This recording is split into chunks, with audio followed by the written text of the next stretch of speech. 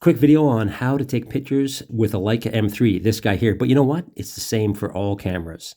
They just try to mesmerize you with a million options and settings that make you think, wow, I'm going to be a way better photographer because I've got 1,000 options in this menu that's a bloody nightmare. And we're going to go through that quick on this Leica M3. There's only a couple things going on that make a photo expose properly, underexposed, overexposed.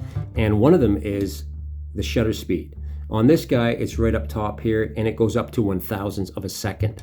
The other one is the aperture setting. And this is like a Summicron lens, and the aperture is right on the front of the lens. And right now it's wide open. I'll show you that in a second. And you can stop it down. You can make the hole smaller, the aperture hole smaller, to an f/16, and it turns it into a tiny hole. It's going to need more light. The depth of field is going to change, and so on. Shutter speed will change with it. But it's an easy kind of factor to figure out once you've got the mode going on, and I'll show you that here in a second. F2 is wide open, thinner depth of field, harder to nail focus, faster shutter speeds. So there's two of them, and I'll show you one more. And the third thing is, what is your ISO film speed, ASA film speed? What's your digital ISO? I have 400 film in here right now, 400 ISO film. That doesn't mean I'm stuck there. I can push, I can pull, I can shoot it at 1600, I can do all kinds of stuff. So you're not stuck there, you're not stuck at 400. So those are the three things you need. This guy here, this is just a reminder of what ASA or ISO film you have in it. This dial here is just something you would change to remind yourself of what's inside here. It's easier to forget on a Leica what film you have in it because there's no window showing the film. Oh, look, I got Portra 400 in there. Anyway, so those are the three things that you need to know to expose a photo properly. You know, it's all up to you with a Leica. It's not going to help you. There's no aperture priority.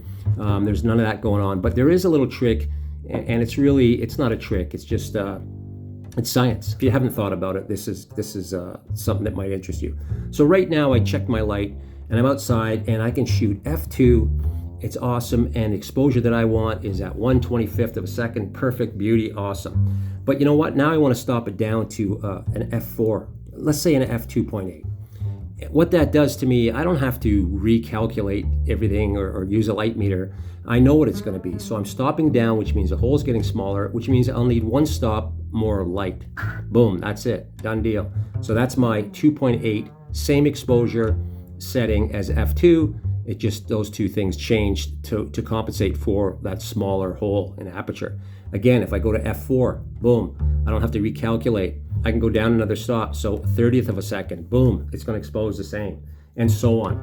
You can keep going through the dial that way. So that's kind of cool. Also, you can add an ND filter on here, and that'll change up some of your shutter speed settings. So there's lots of leeway to play around with these things.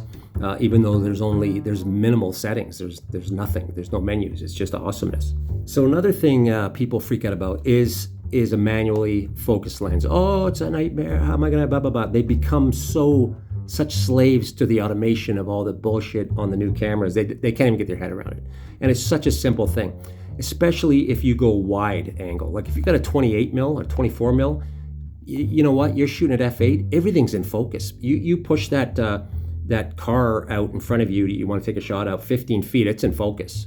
You put it to infinity focus, it's in focus. Even with the 50 mil. You know, if I'm shooting landscapes with it, I'm not fine tuning it, blah, blah, blah, you know what I mean? I'm gonna crank it up to f/16. I'm not looking for bokeh, and I'm gonna take the shot. I'm gonna compose it, expose it, take the shot. Boom, that's it, it's focused. Once I get in close and I'm shooting at f2 and I want some background blur or whatever, then yeah, you gotta play around with it a bit for sure. But the wider you go, the easier it is. Another thing is with the Summicron, and it's a silky smooth beauty lens, it's got a short throw. So you can see here, third of the way around. So it's a fast focusing deal. I mean, street photographers will use a 28 mil lens, shoot at f/16 all day long, and just put it to infinity focus. And that's it, done deal. So there it is, that's it. That's kind of the way it throws down with all cameras. The Leica M3 is no different, it's just better looking. I'll give you a quick story and I'll put a couple photos up here. When I shot birds of prey or birds in flight, there was years I was into that and I was killing it. And when I was really nailing it, it was fun to use kind of lesser equipment. I was shooting a D300 with a 300mm f4 lens, Nikon crap, and nothing could fly by me at any speed that I wouldn't nail. And I took these two Pro guys out. They had the best stuff on the planet. They had the D3S, they had the 300mm 2.8 VR, and they were machines, all the toys. These guys were just packing all the stuff.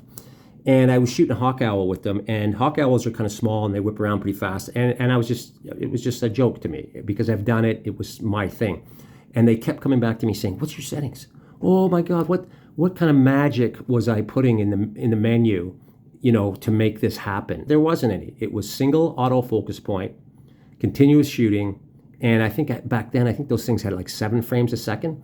Anyway, it was a joke, and these guys were so pissed by the end of this, couple hours, they were going to throw their cameras out. They thought I wasn't telling them the truth. It got so weird. That was kind of the beginning of my end to the digital.